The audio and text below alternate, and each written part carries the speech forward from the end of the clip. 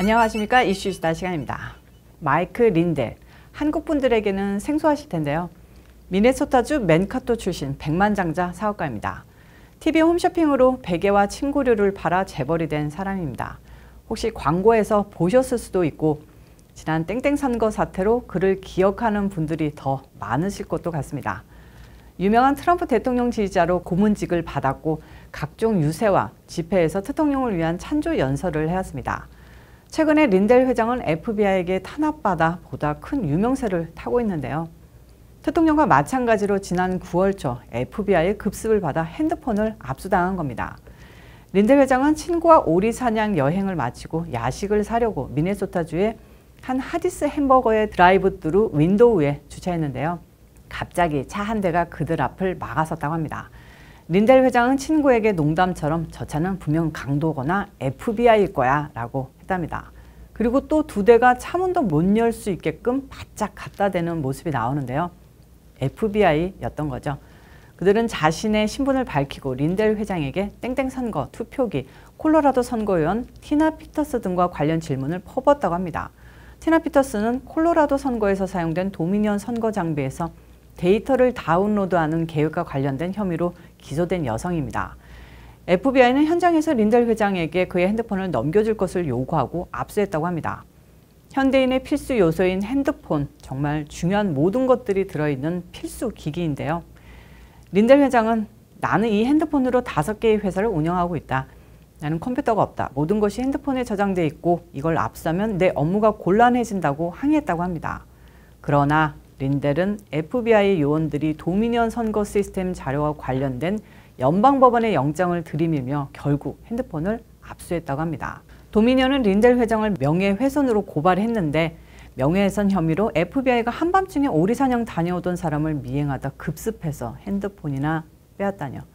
아주 깡패도 이런 깡패가 없습니다. 린델 회장은 대통령을 압수한 데 이어 그의 가장 영향력 있는 측근들과 지지자들에 대해서도 FBI가 압수수색을 실시하고 있다고 흥분해 밝혔는데요. FBI는 이 같은 핸드폰 압수건을 절대로 발설해서는 안 된다고 했지만 린델은 자신의 유튜브 방송에 그대로 발설했습니다. 이게 린델에게 역효과가 될 것은 분명한데 왜 FBI가 핸드폰 압수에 관련한 사실을 발설하지 말라고 했는지 그 부분부터 이해가 안 갑니다.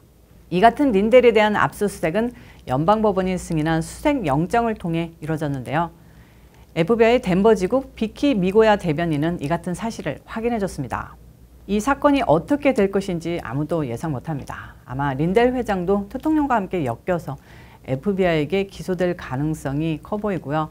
이게 아니면 린델 회장에게 선처를 미끼로 대통령을 배신하라, 그에 대한 결정적 증거를 말하라고 할 수도 있지 않을까요? 문제가 너무 많은 FBI. 최근 FBI 내부 고발이 점점 쏟아져 나오고 있는데 그들의 추악한 민낯이 빨리 다 밝혀졌으면 좋겠습니다. 자, 허공에 악수하기, 죽은 사람 소환하기, 이런 행동 할 사람 누군지 이제 바로 아시죠? 맞습니다. 바이든 대통령입니다. 바이든은 지난달 또 그 전 4월에도 허공에 악수를 하는 영상이 잡히면서 일부 좌파는 악의적으로 편집된 거라고 억지를 부리고 보통 국민들은 혹시나 했지만 역시 바이든은 치매든 맞구나 했는데요.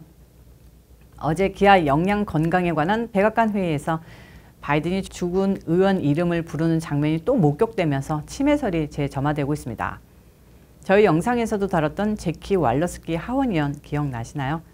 지난달 초 갑작스러운 교통사고로 돌아가신 공화당 소속 그 의원 이름을 부른 겁니다. 제키 여기 있나요? 제키 어디 있나요? 이렇게 바이든은 지난달 왈러스키 의원의 사고사에 대한 애도 성명을 발표하고 조기 개양도 지시한 바가 있기까지 한데 저렇게 돌아가신 분을 소환하려고 했습니다. 이 일로 장피에르 백악관 대변인은 브리핑에서 기자들의 답변을 하느라 혼쭐이 났는데요. 아주 장황하게 주저리 둘러대는 모습이 나옵니다. 기자가 대통령이 지난달 사망한 의원을 찾으면서 두리번거리며 그 의원이 없다는 걸 모르고 행동했다며 건강에 문제가 있는 거 아니냐고 질문을 했습니다. 그랬더니 대변인이 그녀를 기리는 법안 서명 행사가 이번 금요일에 있을 예정이고 대통령은 그녀와 가족도 만날 예정이기 때문에 그녀가 대통령의 마음 가장 위에 있었다고 주저리 해명을 했는데요. 참 보기 안쓰럽지 않습니까? 자, 그래서 다른 기자가 그렇다면 왜 대통령이 행사장에서 그녀를 찾았느냐고 물었고, 대변인은 국민들은 누군가가 머릿속에 있을 때 이런 상황을 이해할 것으로 본다고 했는데요. 다른 기자가 내 머릿속에는 존 레논이 가장 위에 있지만 난 존 레논을 주변에서 찾지 않는다고 거듭 추궁했더니 대변인이 한다는 말이 당신이 대통령으로서 존 레논을 위한 법안을 서명할 때 다시 얘기하자면서 약간 짜증내면서 즉답을 피했습니다. 그냥 속 시원하게 그래 바이든 대통령님 치매 걸리셨고 우리도 속 터져 죽겠다라고 말하면 안 될까요? 또 다른 바이든의 치매를 의심하는 발언들 많지만 몇 가지 다시 살펴보면요. 이달 초 바이든이 디트로이트 모터쇼에서 코비드에 여전히 많은 작업을 하고 있지만 전염병은 끝났다.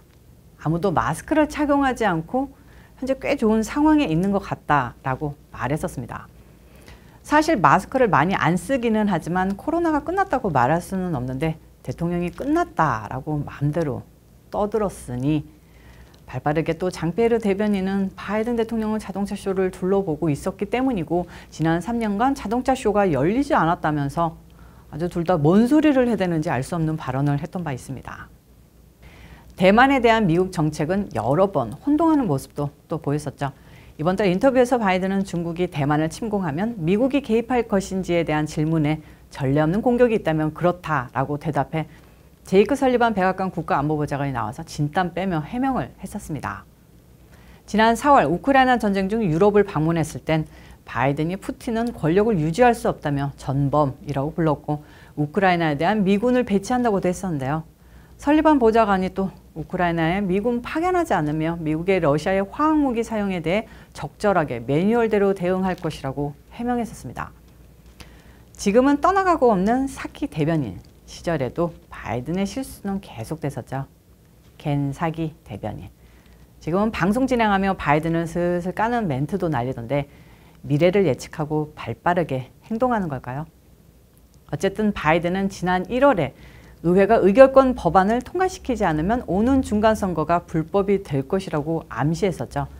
이때 바이든은 선거의 일부 결과는 조작될 수 있으며 이걸 미국민들에게 이해시킬 수 있느냐 없느냐에 달렸다는 듣기에 따라서는 땡땡 선거를 시인하는 듯한 발언을 했었습니다. 이에 대해 사키는 바이든이 선거에 의심을 품고 있는 게 아니라 반대로 2022 선거 정당성에 의심하지 않는다라고 주장한 거라고 서로들 주장하고 난리였습니다. 또 국경 방문.